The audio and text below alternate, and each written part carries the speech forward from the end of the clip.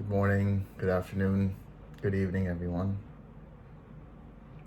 So I'm going to be reading Bhikkhu Bodhi's translation of the Chula Sunyata Sutta, Shorter Discourse on Voidness or Emptiness.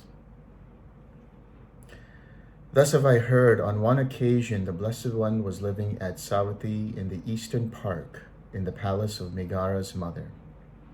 Then when it was evening, the Venerable Ananda rose from meditation, went to the Blessed One, and after paying homage to him, he sat down at one side and said to the Blessed One, Venerable Sir, on one occasion the Blessed One was living in the Sakyan country, where there is a town of the Sakyans named Nagaraka. There, Venerable Sir, I heard and learned this from the Blessed One's own lips. Now, Ananda, I often abide in voidness. Did I hear that correctly, Venerable Sir? Did I learn that correctly, attend to that correctly, remember that correctly? Certainly, Ananda, you heard that correctly, learned that correctly, attended to that correctly, remember that correctly. As formerly, Ananda, so now too, I often abide in voidness. Ananda, just as this palace of Megara's mother is void of elephants, cattle, horses and mares, void of gold and silver, void of the assembly of men and women, and there is present only this non-voidness, namely the singleness dependent on the Sangha of bhikkhus. So too, a bhikkhu not attending to the perception of village, not attending to the perception of people, attends to the singleness dependent on the perception of forest. His mind enters into that perception of forest and acquires confidence, steadiness, and resolution. He understands thus, whatever disturbances there might be dependent on the perception of village, those are not present here. Whatever disturbances there might be dependent on the perception of people, those are not present here. There is present only this amount of disturbance, namely the singleness dependent on the perception of forest.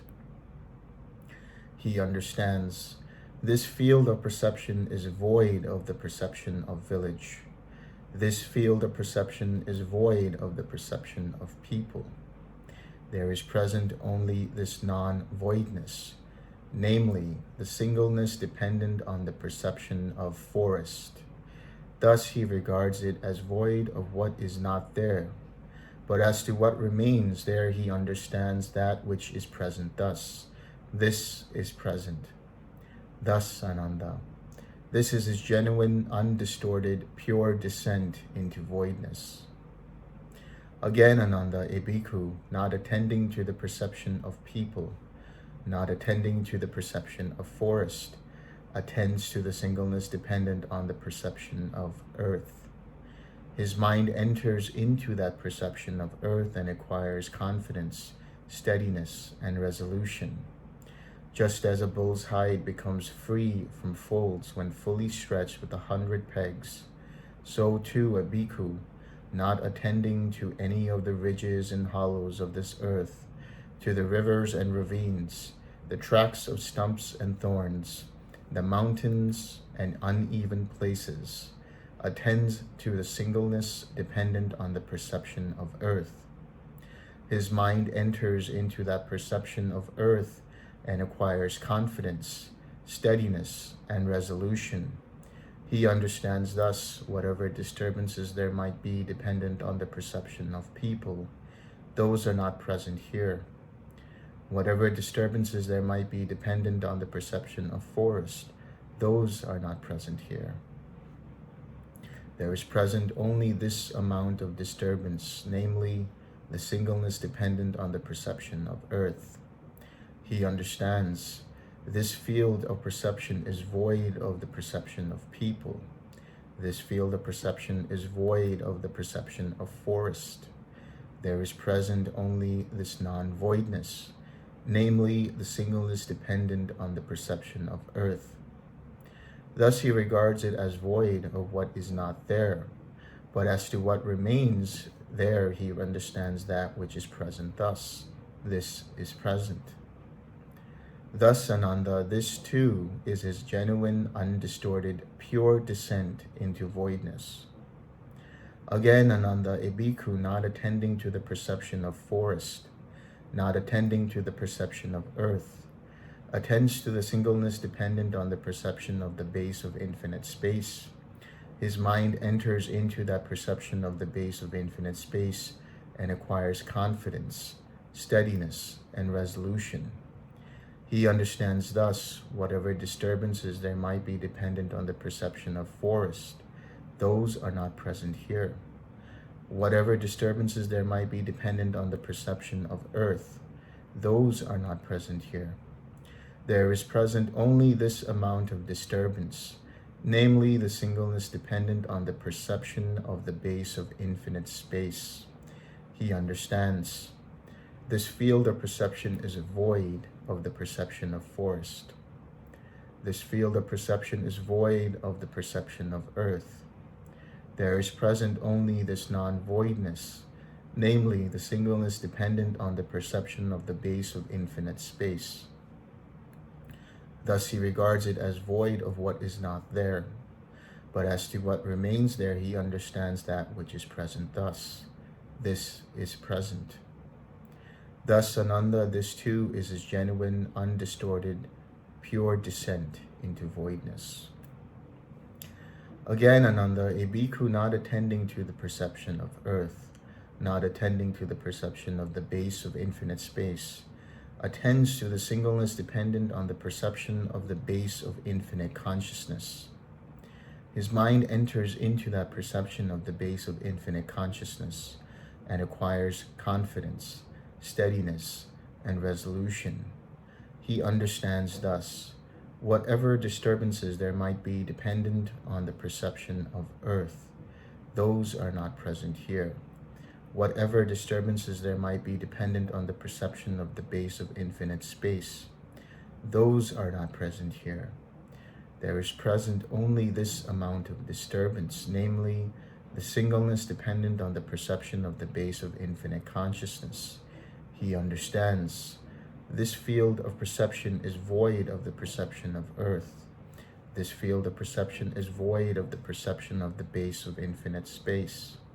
There is present only this non-voidness, namely the singleness dependent on the perception of the base of infinite consciousness. Thus he regards it as void of what is not there. But as to what remains there, he understands that which is present thus. This is present. Thus, Ananda, this too is his genuine, undistorted, pure descent into voidness.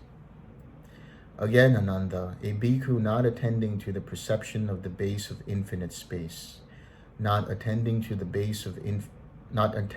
perception of the base of infinite consciousness, attends to the singleness dependent on the perception of the base of nothingness. His mind enters into that perception of the base of nothingness and acquires confidence, steadiness, and resolution. He understands thus. Whatever disturbances there might be dependent on the perception of the base of infinite space, those are not present here. Whatever disturbances there might be dependent on the perception of the base of infinite consciousness, those are not present here. There is present only this amount of disturbance, namely the singleness dependent on the perception of the base of nothingness. He understands. This field of perception is void of the perception of the base of infinite space. This field of perception is void of the perception of the base of infinite consciousness. There is present only this non-voidness, namely the singleness dependent on the perception of the base of nothingness. Thus he regards it as void of what is not there.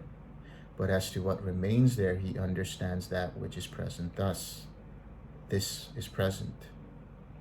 Thus, Ananda, this too is his genuine, undistorted, pure descent into voidness. Again, Ananda, A bhikkhu not attending to the perception of the base of infinite consciousness, not attending to the perception of the base of nothingness, attends to the singleness dependent on the perception of the base of neither perception nor non-perception. His mind enters into that perception of the base of neither perception nor non-perception and acquires confidence, steadiness, and resolution. He understands thus whatever disturbances there might be dependent on the perception of the base of infinite consciousness, those are not present here. Whatever disturbances there might be dependent on the perception of the base of nothingness, those are not present here. There is present only this amount of disturbance, namely the singleness dependent on the perception of the base of neither perception nor non-perception. He understands this field of perception is void of the perception of the base of infinite consciousness. This field of perception is void of the perception of the base of nothingness.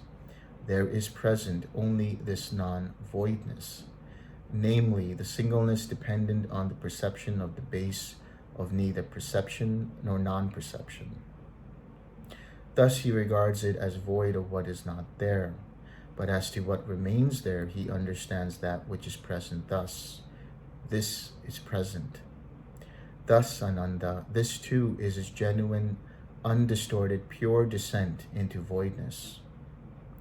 Again, Ananda, a bhikkhu not attending to the perception of the base of nothingness, not attending to the perception of the base of neither perception nor non-perception, attends to the singleness dependent on the signless concentration of mind.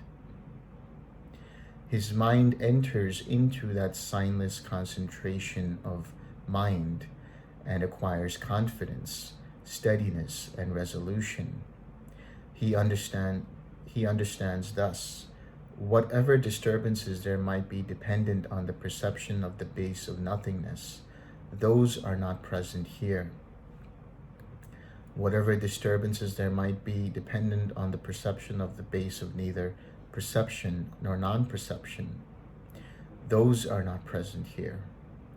There is present only this amount of disturbance, namely that connected with the 6 bases that are dependent on this body and conditioned by life. He understands this field of perception is void of the perception of the base of nothingness. This field of perception is void of the perception of the base of neither perception nor non-perception. There is present only this non-voidness, namely that connected with the 6 bases that are dependent on this body and conditioned by life. Thus he regards it as void of what is not there, but as to what remains there, he understands that which is present thus. This is present. Thus, Ananda, this too is a genuine, undistorted, pure descent into voidness. Again, Ananda, a bhikkhu not attending to the perception of the base of nothingness, not attending to the perception of the base of neither perception nor non-perception, attends to the singleness dependent on the signless collectedness of mind. His mind enters into that signless collectedness of mind and acquires confidence, steadiness, and resolution. He understands thus this signless collectedness of mind is conditioned and volitionally produced. But whatever is conditioned and volitionally produced is impermanent, subject to cessation. When he knows and sees thus, his mind is liberated from the taint of sensual desire, from the taint of being, and from the taint of ignorance. When it is liberated, there comes the knowledge, it is liberated. He understands, birth is destroyed, the holy life has been lived, what had to be done has been done. There is no more coming to any state of being. He understands thus, whatever disturbances there might be dependent on the taint of sensual desire, those are not present here. Whatever disturbances there might be dependent on the taint of being, those are not present here. Whatever disturbances there might be dependent on the taint of ignorance, those are not present here. There is present only this amount of disturbance, namely that connected with the 6 bases that are dependent on this body and conditioned by life. He understands this field of perception is void of the taint of sensual desire. This field of perception is void of the taint of being. This field of perception is void of the taint of ignorance. There is present only this non-voidness, namely that connected with the 6 bases that are dependent on this body and conditioned by life. Thus he regards it as void of what is not there, but as to what remains there, he understands that which is present thus. This is present. Thus, Ananda, this is his genuine, undistorted, pure descent into voidness, supreme and unsurpassed. Ananda, whatever recluses and Brahmins in the past entered upon and abided in pure, supreme, unsurpassed voidness, all entered upon and abided in this same pure, supreme, unsurpassed voidness. Whatever recluses and Brahmins in the future will enter upon and abide in pure, supreme, unsurpassed voidness, all will enter upon and abide in this same pure, supreme, unsurpassed voidness. Whatever recluses and Brahmins in the present enter upon and abide in pure, supreme, unsurpassed voidness, all enter upon and abide in the same pure, supreme, unsurpassed voidness. Therefore, Ananda, you should train thus. We will enter upon and abide in pure, supreme, unsurpassed voidness. This is what the Blessed One said. The Venerable Ananda was satisfied and delighted in the Blessed One's words.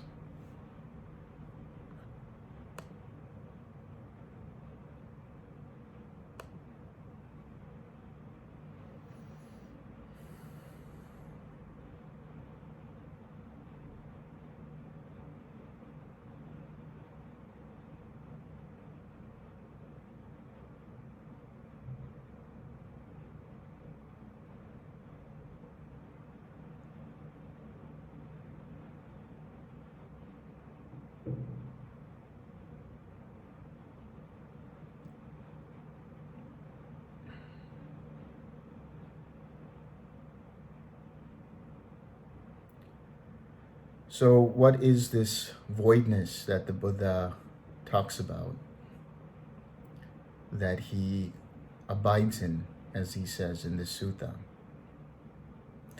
Another word that can be applied for voidness is emptiness. And in this case, it is when one directs the mind away from conditioned existence and understanding the phenomena of anatta, and that all is not self. In such a mind, it inclines towards the unconditioned. It's not intellectually seeing this, but it understands it as it arises and passes away. And then once the mind understands as phenomena arise and pass away, that all is not self, including not only the conditioned existence, but also the unconditioned, that is nibbana. That is how the mind experiences this supreme, unsurpassed emptiness or voidness. Generally, we'll talk about three ways of understanding emptiness. There is the emptiness of self, which is synonymous with anatta.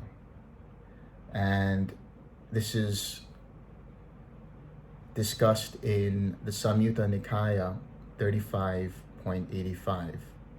I've taken a little bit out from it, just to read it to you. And it's called Sunyata Loka, or empty is the world. And Ananda approaches the Blessed One, the Buddha, and says to him, "Venerable Sir, it is said, empty is the world. Empty is the world. In what way, Venerable Sir, is it said, empty is the world?" "It is, Ananda, because it is empty of self, and what pertains or belongs to self, that it is said, empty is the world." And then the Buddha goes on to talk about the anatta aspects of the six sense bases, because the all, as it's sometimes called, or the world, or reality in conditioned existence as it is experienced through the six sense bases, first and foremost. And so the Buddha goes through each one, from the eye to the ear to the nose to the tongue to the body and the mind, and takes a look at all of the objects of these six sense bases and the phenomena that arise in the way of contact with each of these six sense bases, the feeling that arises from the contact from these six sense bases, the perception tied to the feeling, the consciousness that arises, and the formations that are created through these six sense bases. So in other words, the five aggregates that arise and pass away dependent upon the experience of the six sense bases is what creates this conditioned existence, this conditioned experience of existence in reality. And when one experiences it in the moment, not intellectualizing it, not analyzing it, but really seeing it as it is, the mind will naturally incline away from this conditioned existence and incline towards nibbana, towards the unconditioned. There is also, in the context of this sutta, the understanding of emptiness in regards to how it arises, or what is present in each meditative attainment.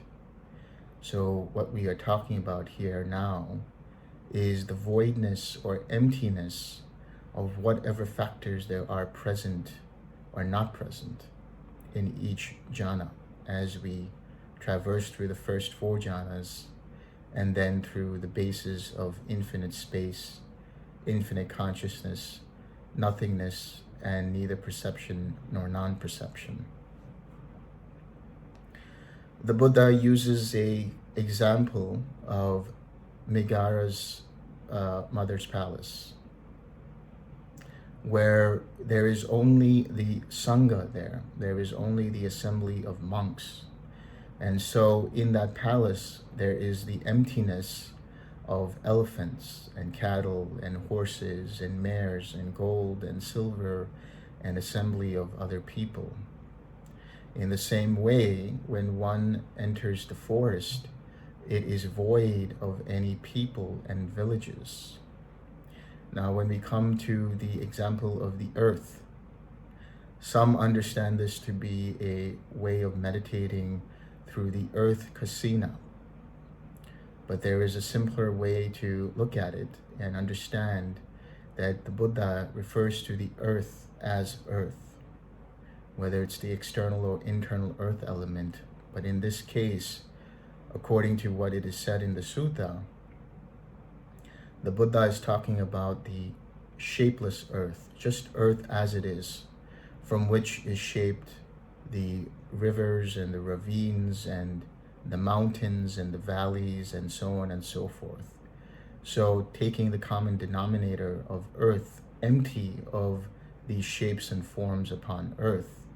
Using that simile, the Buddha enters into the discussion of the higher bases of perception.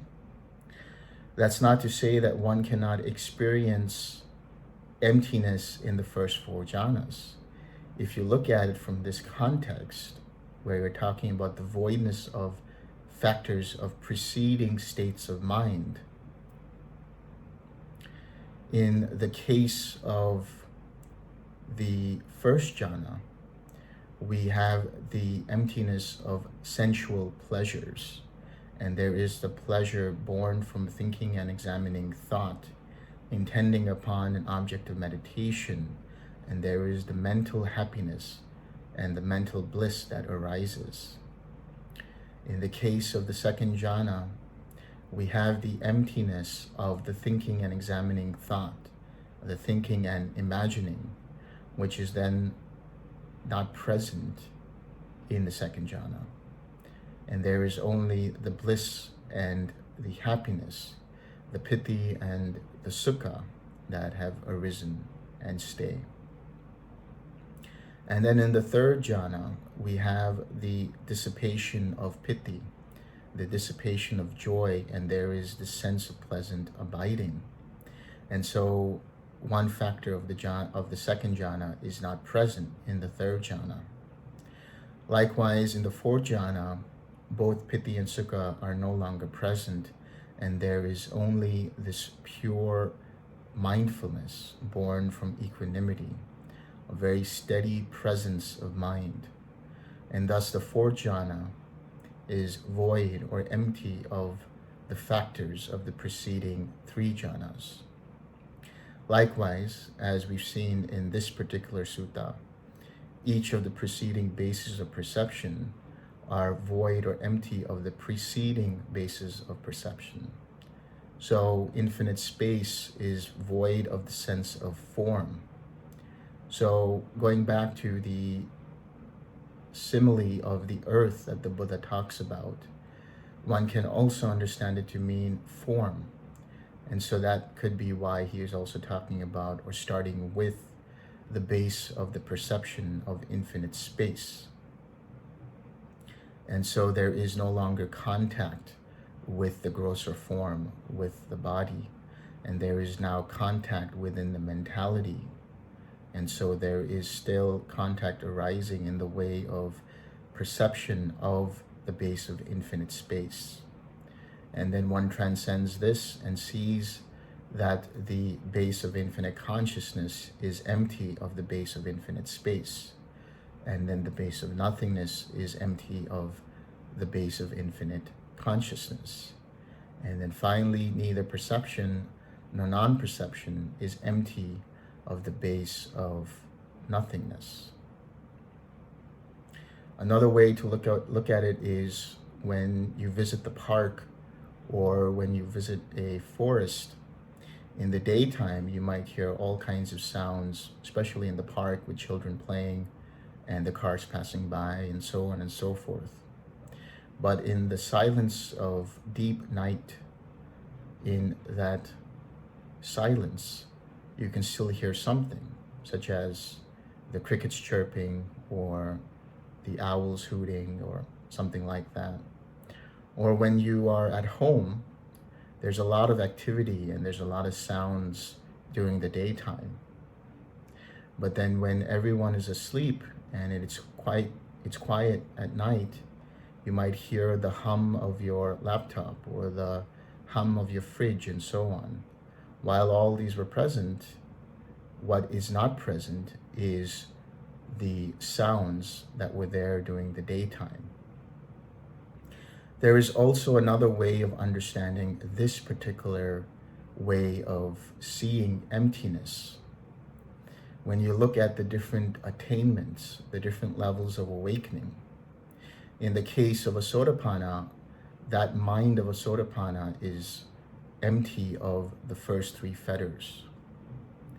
In the mind of a Sakadagami, it is empty of the first three fetters and empty of most of the craving and ill will that will arise until one enters into the path of the Anagami, where it is empty even of the first three fetters, as well as the fetters of craving and ill will. And finally, the supreme emptiness that the Buddha discusses here, which is the mind of the Arahant, which is empty of all 10 fetters and empty even of the 3 defilements or taints, the taint of sensual craving, the taint of being, and the taint of ignorance. And so in the mind of the Arahant, even the links of dependent origination are empty of the fetters that are binded to the formations through the process of the defilements. And so in that mind, there is the understanding that this mind is empty of all fetters that can root that mind to rebirth and root the mind towards mental suffering. There is another type of emptiness to look at, which is the emptiness concentration of mind, or the emptiness collectedness of mind. This is similar to what I was saying earlier, where the mind sees the not-self aspect of conditioned reality. And once one experiences this, there is a natural inclination towards nibbana, towards seclusion.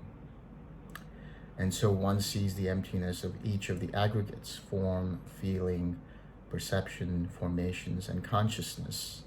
And the mind inclines away and goes towards the unconditioned. So if that's the case, why didn't the Buddha talk about emptiness concentration or emptiness collectedness of mind here? Rather, he mentioned something known as the signless concentration of mind, or the signless collectedness of mind. Practically speaking, when you enter the base of neither perception or non-perception, you take as your object the quiet mind. After having radiated equanimity for some time, the mind will feel a little tense. It will feel like there's too much effort in radiating equanimity. And so at that point, the mind stops radiating, and what is present there is this quiet mind. But even this quiet mind is an object that the mind is inclining towards, that the mind is using for meditation. The signless concentration of mind, or the signless collectedness of mind, is without any signs, which means without any object. So there is a point where one is observing the quiet mind to such an extent that at a certain point, the mind stops identifying with the quiet mind. The mind stops projecting onto it a sense of meditation and a meditator.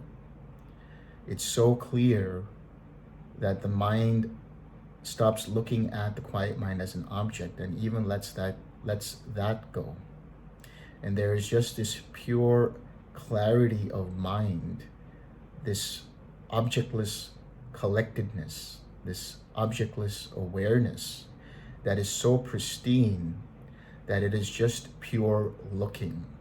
So it is not only, in this case, the signless concentration of mind or the signless collectedness of mind, it is also the emptiness collectedness of mind, in the sense that when there is this just pure seeing without the sense of a self attached to the seeing, it is emptiness collectedness of mind.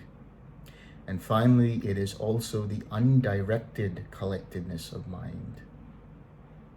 Because here there is no craving, there is no desire, there is no inclination to do anything but just purely seeing without an object, without even an objective. And through these 3 gates of Nibbana, one's mind drops into cessation, experiences the third noble truth, and upon emerging, makes contact with the Nibbana element. And so with that contact with the Nibbana element, that contact remains signless. It remains undirected. It remains empty. And thus the formations that arise are also pure, meaning they are unfettered by craving and unhindered by ignorance. And so the consciousness that arises is also pure. And there is only this awareness of the six sense spaces, which are unaffected by craving or by ignorance or by conceit. It is only when the relief arises from having made contact with the Nibbana element that, depending upon the mind and its ability to continually let go and not grasp, that will determine whether the mind stays still defiled. In other words, in the case of a Sotapanna, the mind will find a lot of relief and still identify with it and still have some craving for it. In the case of a Sakadagami, that relief will be less in degree, less in strength. In the case of the Anagami, that relief will still be identified with, but no craving will arise from it. There will still be the sense of, I am experiencing this relief. And then in the case of the Arahant, when one enters the path of the Arahant, there is the relief, but because the contact that arises remains undefiled because it remains undirected, it remains empty, and it remains signless, that the relief that might arise also is seen in the same way. And because there is no craving attached to that relief, because there is no identification attached to this relief, and because there is no delusion there, there is no ignorance there, there is no suffering there, the taints related to sensual craving, related to being, and related to ignorance don't have anything to cling onto and to fetter the formations in the next arising of dependent origination. And they drop away. This is the remainderless fading away of all the fetters and of all the defilements or projections. And thus one attains arahantship. And so when the Buddha talks about the supreme emptiness, unsurpassed, he is talking about that mind of the Arahant, who understands in that moment the impermanence of that relief, and thus it remains signless, that mind, who understands the suffering aspect of that relief because it is not worth holding on to, since it is impermanent. And therefore that mind of the Arahant is empty of any sense of self or identification. And that mind understands that relief to be not self. The suffering is undirected. And he understands that relief to be empty of any self. And so that is the mind of the Arahant, which experiences the emptiness, deliverance of mind. This is how one should understand it.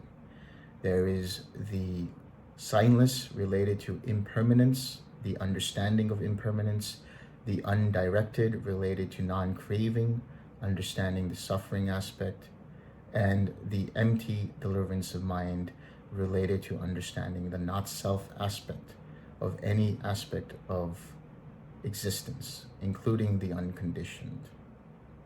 So when one actually emerges from cessation and experiences Nibbana, at that point, all the links of dependent origination up until the point of feeling remain signless, remain empty, remain undirected.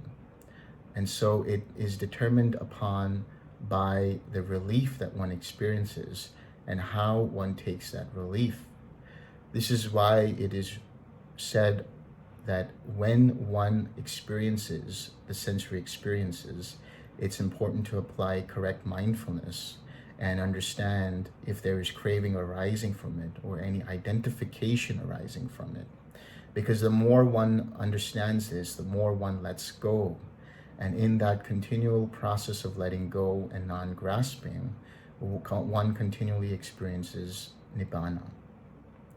So the more one does this, the easier it is to apply this in the practice. Whether you are in equanimity, whether you are in loving kindness, whether you are in quiet mind, whatever it might be, one needs to continue to let go of the conceptual signs related to these states of mind, related to these states of perception, until one enters upon the cessation of perception and feeling.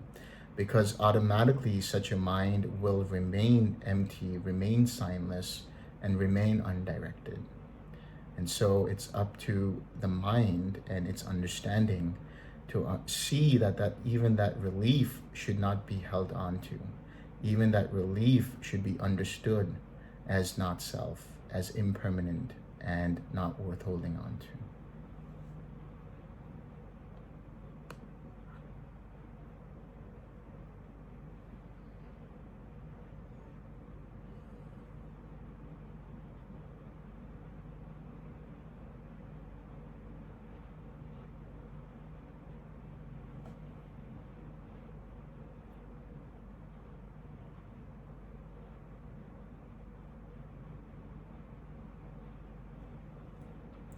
Questions?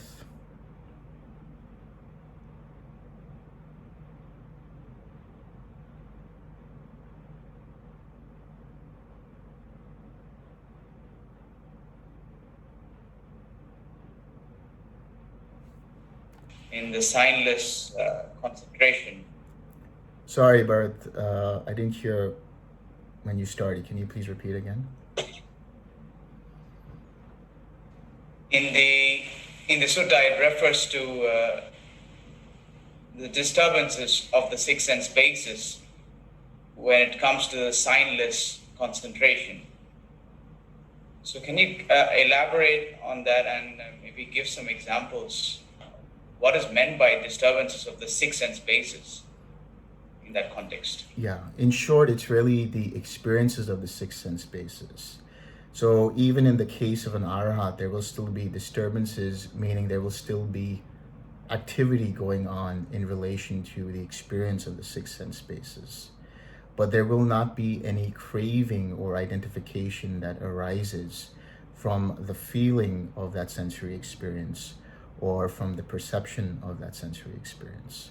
So when the Buddha talks about only these six sense bases that are dependent upon and conditioned by life, he's referring to the materiality and the mentality within that materiality. So essentially it is mentality materiality that he's referring to.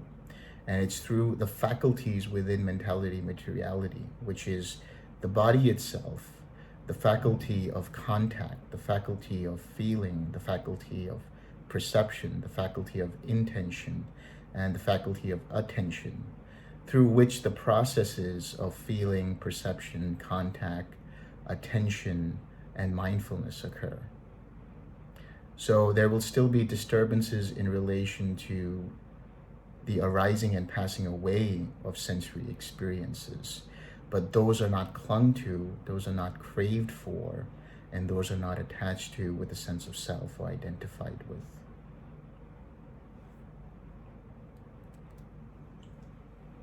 So this would be just before or after entering the cessation experience. So before you would be in the quiet mind space, more or less.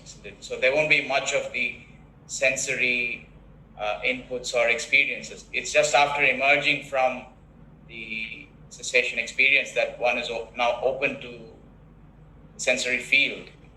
Is that a correct understanding?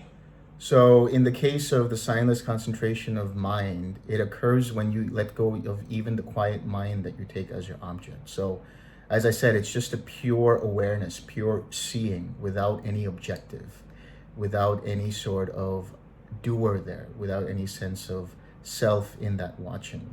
And when you drop that condition of the quiet mind and allow that continuous watching without putting your awareness on anything, it's an awareness that does not abide in anything or rest on any kind of platform. It just continues on, and at a certain point, because there's no fuel for that awareness in the way of objects, in the way of signs, it is completely let go of and then drops into cessation of perception and feeling. And then when you come out of cessation of perception and feeling, there is the empty contact, the signless contact, the undirected contact with the nibbana element. And then the feeling that you experience in the way of relief is the mental contact that emerges. And then that relief is the feeling, is the sensory experience in the sixth sense, which is the mind. Thank you.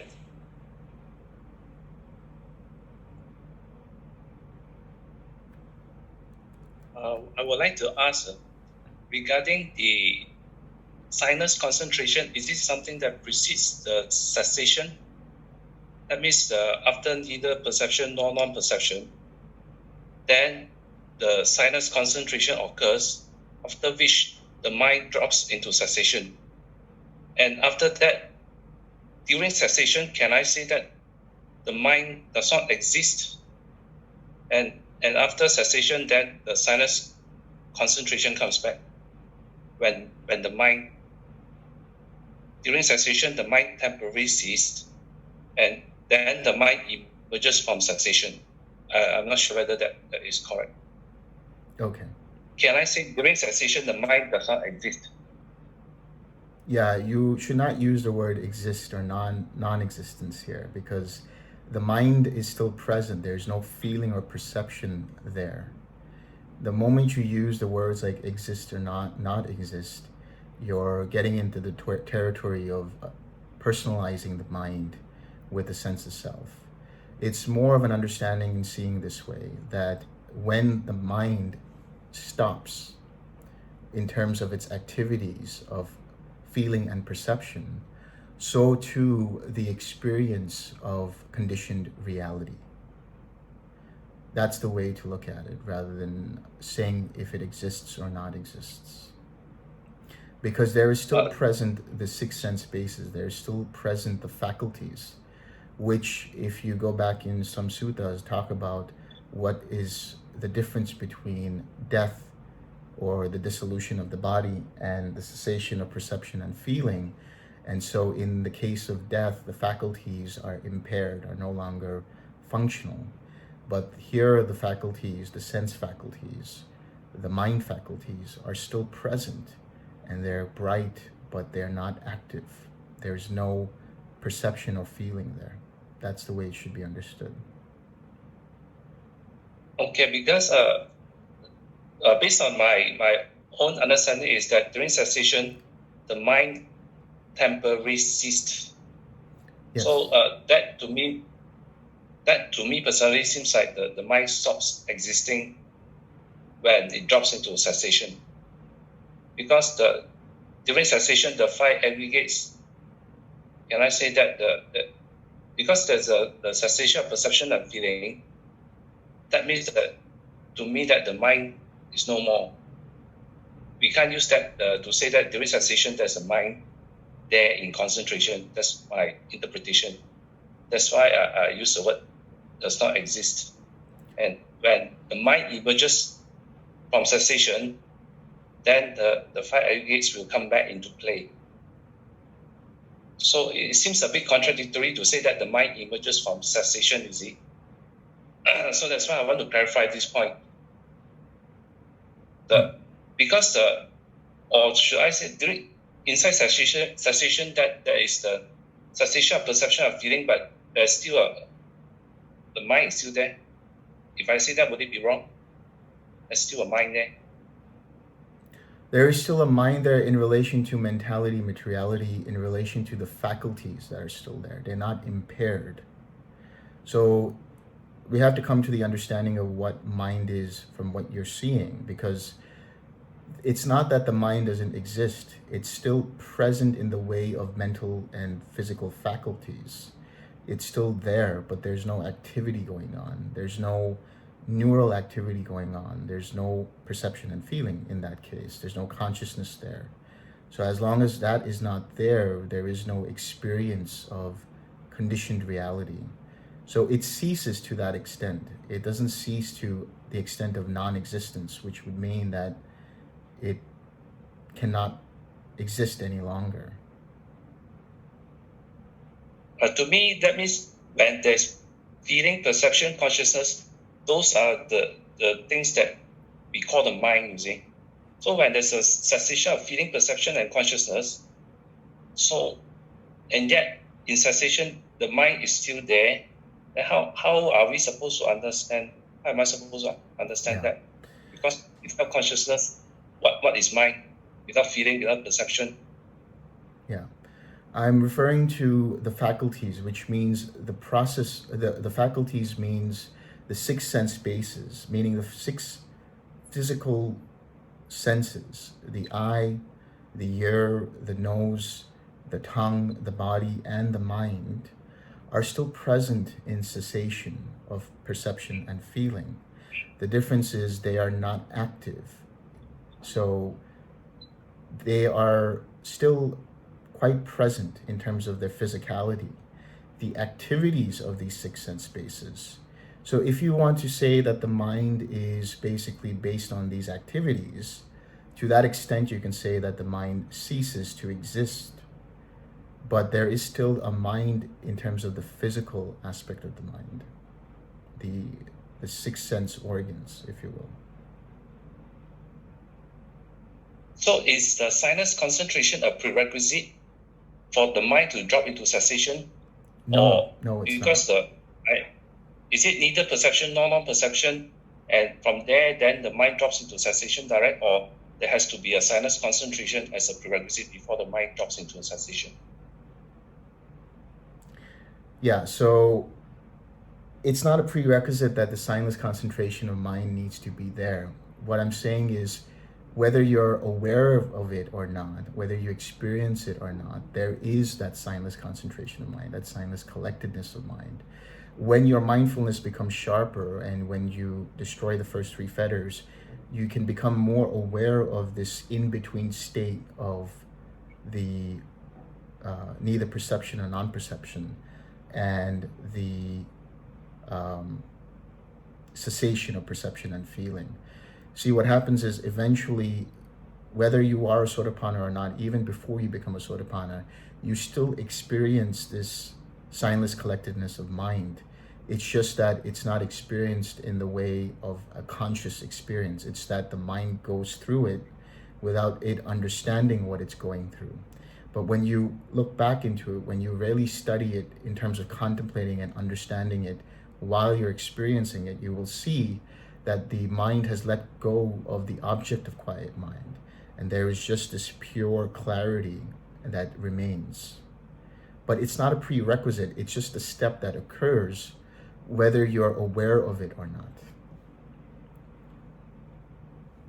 Does it mean that if the mind drops into cessation and emerges from cessation, that means that person will, after that, will surely become an Arya?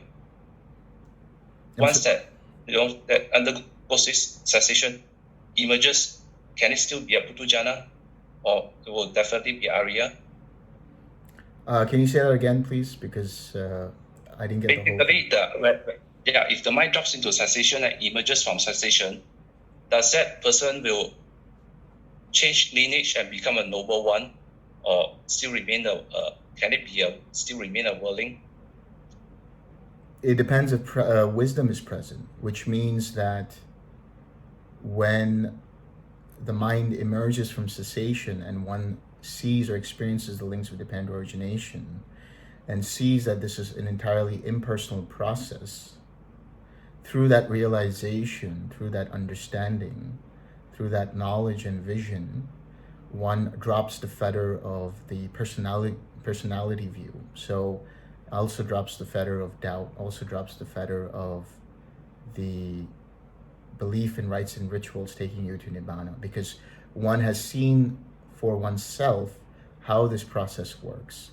So it's quite natural that when one emerges from cessation and has the experience of the links of dependent origination in this way, by realizing it through seeing it and having that sense of relief, that there is a, as you said, lineage change, that there is the stream entry.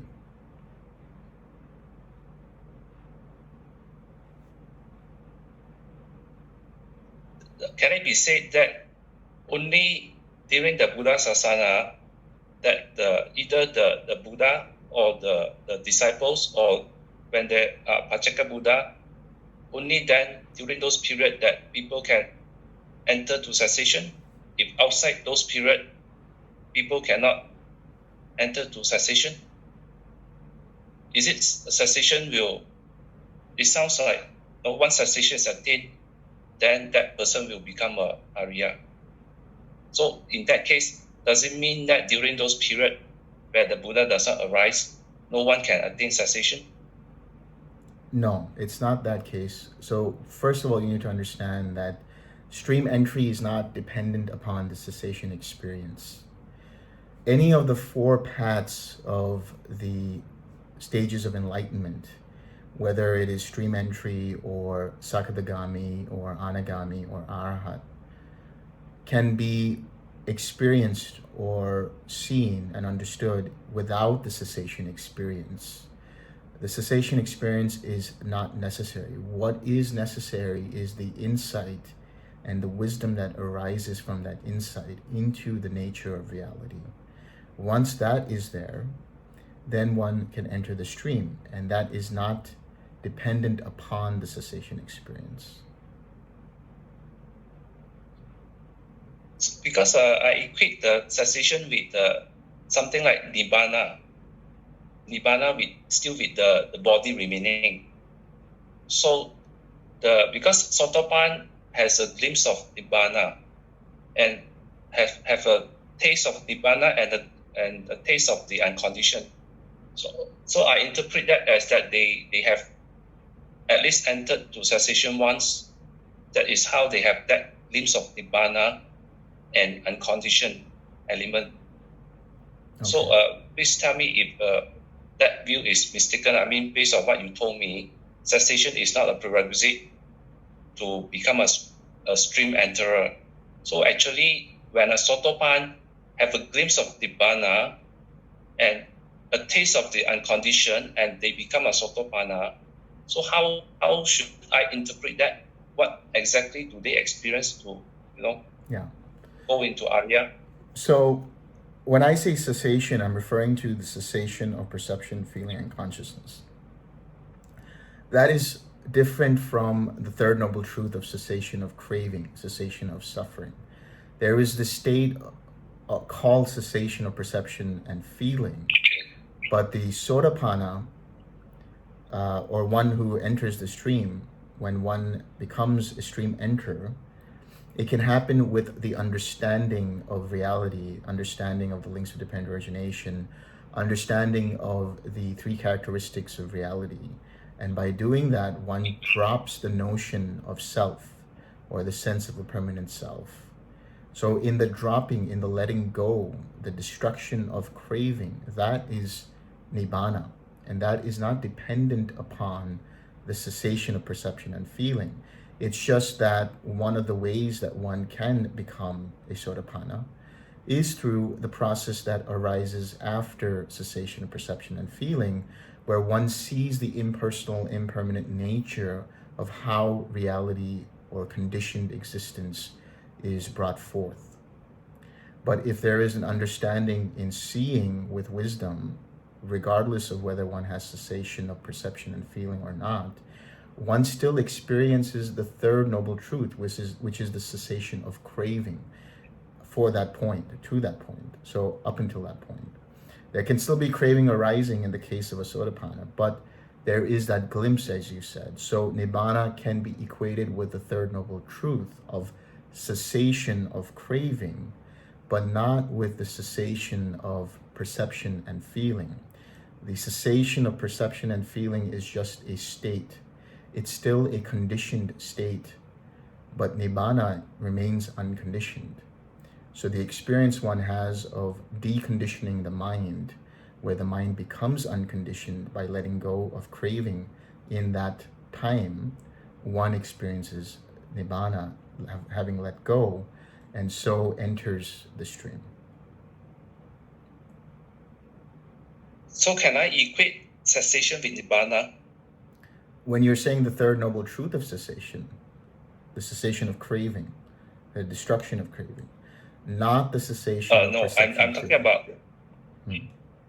So can I say that there's a possibility that a meditator, before the Buddha obtained enlightenment, I think that there were the highly skilled yogis that can go into deep jhanas up to neither perception nor non-perception, but they did not go beyond that. But can it be said that if that happened, a person will enter cessation before the Buddha's enlightenment, but emerges from that, they may not be the noble one? Is that a possibility?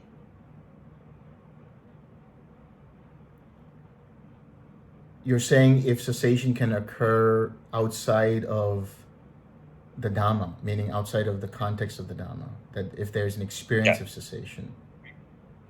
Yeah. In yoga, in yogic practice, there is nirvikalpa samadhi, which means essentially the same thing, which is the stopping of all processes, of all mental processes. But what is different is the understanding that arises after the cessation. So the cessation is just another raft to the other shore. It should not be equated with nibbana. It can still be used by people outside of Dhamma practice. Like I said, for people who know yoga, there are states of mind and states of understanding and states of perception, as well as a state of, they could call it suspended animation, where the mind stops. So that could be considered to be equivalent to the cessation of perception and feeling. But when one emerges from that, there is no context within the Dhamma. There is no understanding of the processes that arise from dependent origination. That is the difference in the case of the Dhamma. It is the seeing of dependent origination through which one lets go and sees the truth and experiences nibbana. And this can happen without having to go through the cessation of perception and feeling. The Buddha explained very clearly the step by step in terms of the jhana, the four rupa jhana, the four arupa jhana, and cessation.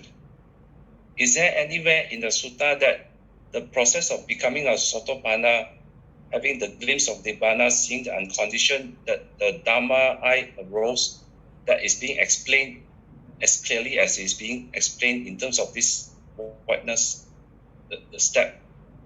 Because by reading the sutta, there's this formula that just say that, they listen to the sutta, the Dhamma I arose, they got a glimpse of nibbana, they plunge into the deathlessness, then they become Sotapanna. But can is it elaborated? Can we know what are the steps? What does it exactly mean? What do they exactly see? How does the mind plunge into the deathless? Like in the case of this meditation, where we at least get a sense of it. Okay, so I'm just reading something that somebody wrote here. It says in one of the suttas of the Majjhima Nikaya, there are mentioned 7 ways of how stream entering can happen. So that means there's, according to this particular message, other ways besides experiencing cessation for stream entry to happen, according to the sutta.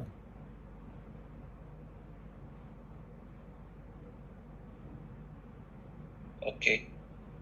It would be good if we knew what the sutta number was, but we'll have to investigate and see. Right.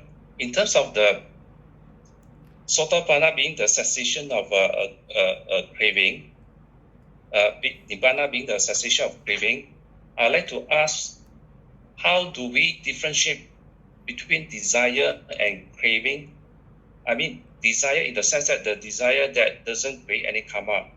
Like when you're thirsty, you desire to drink. Then, but you have a craving for a certain type of drink. Maybe you desire, you're thirsty, you need to drink water. Yeah. Right? But you prefer to drink some type of liquid. That may be a craving. So in our daily life, how do we exactly tell the difference between desire as in neutral and a craving? Yeah. That creates unwholesome karma. So craving can also be understood. Is it possible? Yeah, go ahead. Yeah, basically, let's say if I already have a cup of water in front of me, so when I take one sip, the time it could be out of desire. Then maybe I take another sip, it could be out of craving, but I can't tell the difference. So I like to understand when does it cross over from desire to craving? Yeah. Because the craving to be able to stop the craving is very important to understand the difference between desire and craving. Yeah. So craving can also be understood as discontentment. So if you've had your fill of water, if you've had your fill of food in order to fulfill the biological needs of your body, then you have fulfilled the biological desire of the body. But if you want more and are unsatisfied or discontent with that, and you crave more than your fill, then that is craving. That's one way of understanding it. So it's essentially having discontentment in what is being experienced. So in the case of your six sense bases, if you look at your link of craving, the process of feeling when you have the sensory experience, if you identify with it to the extent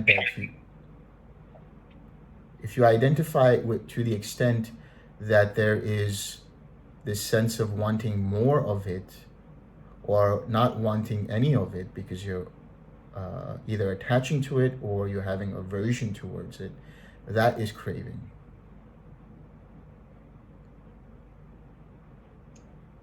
Thank you very much. So I'll just read some of the comments in the chat. Let's see what we have here. Yeah, so I'll just start from here. So there's a lot of good comments. I'll just go them one by one because they were written while we were having our conversation. So it might clarify some more things for you. One person says, mind is in standby, so to speak. So in regards to cessation of perception and feeling. Standby in the sense that the faculties of mind exist, but there are no activities. Our mind takes Nibbana as an object. That's interesting. So that is more about experiencing the third noble truth where the mind inclines towards Nibbana. That's a little different from experiencing cessation, perception, and feeling. And so this is said, if there is perception of something that is not Nibbana, and language has its limitations in describing cessation and Nibbana. Cessation is the state that is devoid of all phenomena, and you can say it is as a clean slate, like arriving at the source or origin or starting point of all potentials. Nibbana is a process where all craving is let go. It is not a state like cessation. And so then the person that I was telling you talked about the sutta, where it is mentioned that there are 7 ways of stream entry that can occur. And then finally another person says, Dhamma eye, you were talking about the eye of wisdom, the eye of Dhamma, is explained as understanding whatever arises is subject to passing away. This is the commonality of stream entry. Whenever you see in the suttas, they say that the person who enters the stream has this understanding, that whatever arises is subject to passing away. And so now that sutta that we were talking about is Majjhima Nikaya 70, Kita Gira Suttam. And finally this person says, that is not only about stream entry, but all stages of Nibbana. I'm guessing that's referring to the understanding that whatever arises is subject to passing away. Okay. Yeah. So that sutta talks about 7 kinds of persons that are to be found in the world. So it's not specifically about stream entry, Okay. but all the ways people can be liberated by Nibbana. Understood. Okay. So essentially, there are 7 different ways of attaining nibbana, not necessarily stream entry. Is that the way to understand it? It's talking about liberated in both ways. One liberated by wisdom, Okay. a body witness, one attained to view, one liberated by faith, a Dhamma follower, and a faith follower. Understood. Okay. Thank you. Okay, Delson, Yeah. I'll probably go by these stages of attainment. Yeah. Okay. First of all, is my voice okay? I mean, noise. Yes, all good. All good. Just to So- let you know, before we continue, this will probably be the last line of questioning because I'm in the middle of a retreat as Yeah. well, so I need to get back to like in about 45 minutes. So we still have time, but just keep that in mind, everyone. Okay, I just wanted to have some sort of understanding Sure. among all of us. Go ahead. So we have got, let's say we have got a video or some sort of picture. Now we have different resolution of that picture. Somebody can see a picture in a very rudimentary way. That is considered some sort of, he saw that. So Sotapanna could be equated to some sort of having very vague understanding of Dhamma. So somebody doesn't need to go into all the details to know, okay, I have attained Nibbana. Just somebody who can attain Sotapanna could be having that basic fundamental understanding of the Dhamma, which could be that all the phenomena that is subject to arising is subject to cessation. That captures the essence of the Dhamma, and hence, if somebody can understand this, could potentially attain the Sotapanna, and may possibly not need to be meditating as so deeply, right? Is Right. that some sort of, Yes, you could see it in this way. That's an interesting analogy you used. For example, video where it can be pixelated and you're starting to see clearly little bit by little bit. And then in the stage of stream entry, there is some understanding of the Dhamma, specifically this general understanding of impermanence, that whatever is subject to arising whatever arises is subject to passing away, is subject to cessation. So that's really the foundational, fundamental understanding upon which then you have higher understandings or deeper understandings. And these deeper layers of understanding kind of depixelate the picture until you have the clear vision of Nibbana. That's a good way of putting it, actually, yeah. I mean, that's just an analogy from the practical point of view, which is probably understandable. Yes. Very good. Yeah. No more question. Good. Shall we share the merit? Yes, Ken, please go ahead.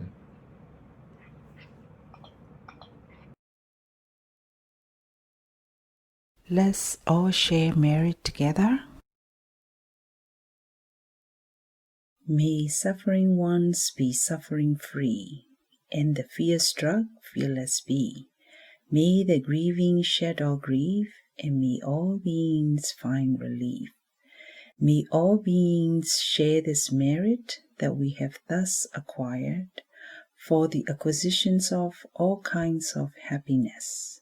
May being inhabiting space and earth, Devas and Nagas of mighty power, share this merit of ours.